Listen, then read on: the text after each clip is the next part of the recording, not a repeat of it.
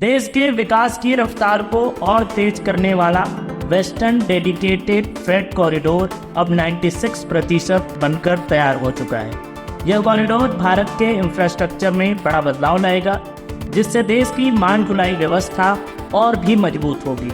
इस कॉरिडोर के जरिए माल एक जगह से दूसरी जगह बहुत तेजी से पहुंचाया जा सकेगा, जिससे व्यापार में भी तेजी आएगी। खास करके उन छोटे व्यापारियों के लिए यह योजना तो बिल्कुल ही वरदान साबित है, क्योंकि उन्हें अब अपने सामान को बड़े शहरों और बाजारों तक आसानी से पहुंचाने का मौका मिलेगा। माल ढुलाई का यह नया सिस्टम व्यापार को आसान बनाएगा और छोटे व्यापारियों को नए मौके देगा, जिससे उनकी आमदनी और भी बढ़ेगी। जो प्रोजेक्ट स्पेशल प्रोजेक्ट बनाया गया है, एक कॉरिडोर है वेस्टर्न कॉरिडोर, इसके बारे में हम पूरी बारीकी से आपसे जानना चाहेंगे। क्या चीज़ है, क्या इसको यूज में लाया जाएगा और कितनी टेक्नोलॉजीज इसके अंदर?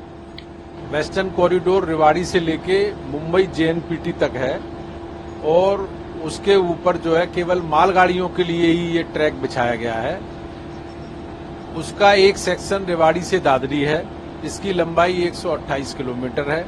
उस सेक्शन में 350 ब्रिजेज हैं, 350 ब्रिजेज हैं और उसमें 1 किलोमीटर लंबा एक टनल है, 2.76 किलोमीटर लंबा एक वायडक्ट है, 6.5 किलोमीटर का डीप कट है और उसमें जो है डिफरेंट वायडक्ट और हैं और कुछ आरओबीज हैं। केएमपी एक्सप्रेस वे के नीचे से हम लोग निकले हैं और जो हमारी टनल है वो एक स्पेशल टाइप की टनल है, जो डबल स्टैक कंटेनर और डबल ट्रेन के हिसाब से बनाई गई है। एशिया की सबसे बड़ी टनल है, इतनी बड़ी टनल एशिया में कहीं भी नहीं बनाई गई है।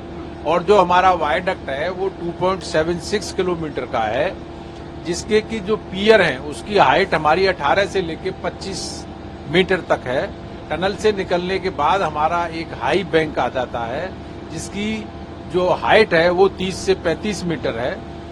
इस तरीके से हम जीरो से शुरू होके डीप कट 6.5 किलोमीटर निकलते हुए 1 किलोमीटर टनल में जाते हैं। उसके बाद 2.76 किलोमीटर का मेरा वायडक्ट आता है, हम सोना पहुंच जाते हैं। तो हमारा चूंकि इस एंड में और उस एंड में 70 मीटर का ग्रेड डिफरेंस है, लेवल डिफरेंस है, इसीलिए इस तरह की फैसिलिटी करके और हमने उसको बनाया है ट्रैक। इसमें हमने सारी मॉडर्न टेक्निक को यूज किया है। ट्रेन हमने जो पटरी लगाई है वो हमने हार्ड एंड पटरी लगाई है, जो कि जापान से लाई गई है। इससे ये पूछना चाहूंगा कि जैसे इंडियन रेलवे के ऊपर पहले से मालगाड़ियों का बहुत भार था, इससे यात्री ट्रेनों को कहीं ना कहीं दिक्कतें होती थी। अब क्या चीजें शिफ्ट हो जाएंगी, वो सारी चीजें जो है इस कॉरिडोर पे आ जाएंगी और मालगाड़ियों पे असर पड़ेगा?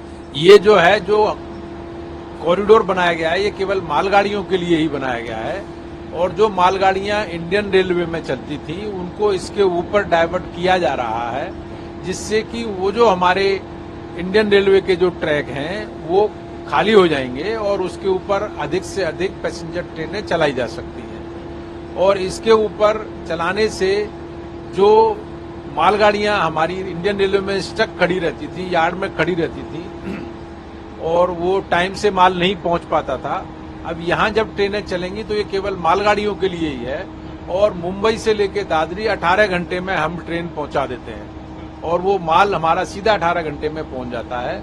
इसके साथ साथ हमने इसमें कुछ फैसिलिटी अपनी ट्रक ऑन ट्रेन की भी बनाई है, जिसमें क्या है कि हमारे जो दूध के टैंकर्स हैं या कुछ और चीजें हैं वो हमारी इसमें ट्रेन में सीधी चढ़ जाती हैं और उतर के हमारे एनसीआर में पहुंच जाती हैं। तो गुजरात से जो हमारा मिल्क है वो हमारी ट्रेन में चढ़ के और एनसीआर में 15 से 16 घंटे में पहुंच जाता है, जिससे हमारा दूध खराब भी नहीं होता है और लोगों को मिल जाता है।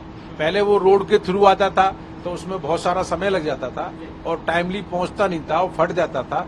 उसके अलावा क्या होता था कि वो जो है जो हमारे रोड के ऊपर चलते थे ट्रक तो पॉल्यूशन करते थे, डीजल जलता था, ट्रक रोड के ऊपर बहुत सारा ट्रैफिक कंजर्शन होता था। अब वो सब चीजें धीरे धीरे करके कम हो जाएंगी। फिर आगे से और किसी भी प्रोजेक्ट को बनाने के लिए एक रफ आइडिया लिया जाता है। सेफ्टी मेजर्स अगर देखे जाए इसमें जो ट्रैक्स पे लिए गए हैं या ट्रेन को लेकर लिया गया है, तो ये बहुत इंपॉर्टेंट है, माल जो है सही सलामत डेस्टिनेशन पे। हाँ, इसमें सेफ्टी मेजर के लिए हमने काफी सारे सेफ्टी मेजर लिए। हमारा ट्रैक 100% सेफ्टी के साथ बनाया गया है और इसको बीच बीच में ट्रैक को हमने अपने इसमें पेट्रोल मैन और की मैन लगाए हुए हैं जो हमारे ट्रैक की सेफ्टी देखते हैं। हमारा हर 40 किलोमीटर में एक स्टेशन है और उस हिसाब से हम माल की पूरी सेफ्टी के साथ इसको माल को डेस्टिनेशन पे पहुंचाते हैं।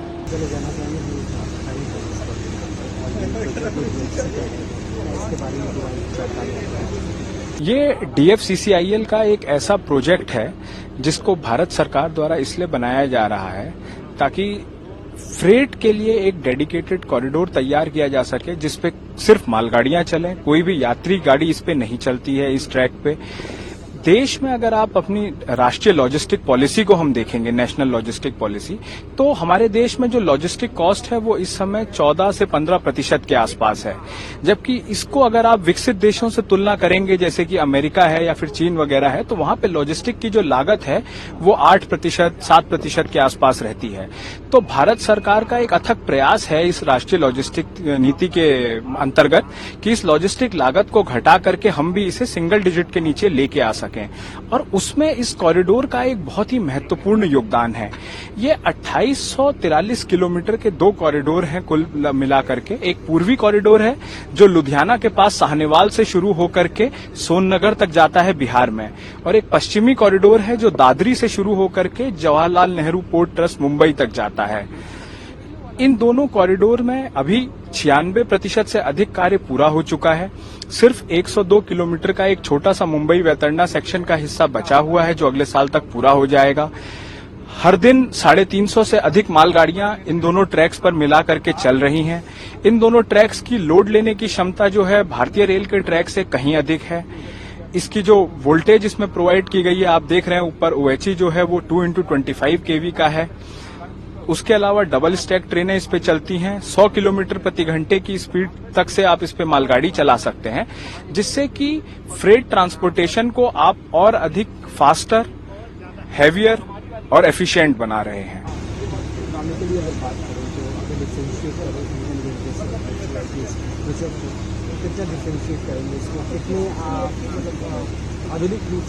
हाँ, देखिए इसमें 2 चीजें हैं। पहली चीज तो ये है कि आप DFCCIL को भारतीय रेल से अलग करके नहीं देख सकते।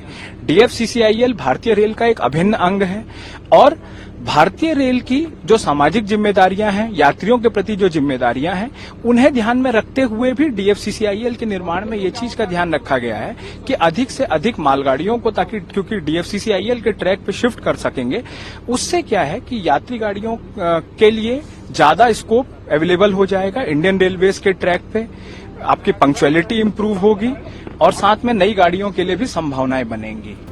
Western dedicated freight corridor Bharat के विकास इंजन को तेजी से आगे बढ़ाएगा, जिससे पूरे देश में आर्थिक प्रगति और व्यापार में नई जान आएगी। यह कॉरिडोर मेक इन इंडिया और आत्मनिर्भर भारत जैसी योजनाओं को और मजबूत बनाएगा। आप इस योजना को लेकर क्या सोचते हैं, वीडियो के कमेंट बॉक्स में हमें बताएं, और ऐसी ही तमाम खबरों को देखने के लिए देखते रहें द हॉक। धन्यवाद।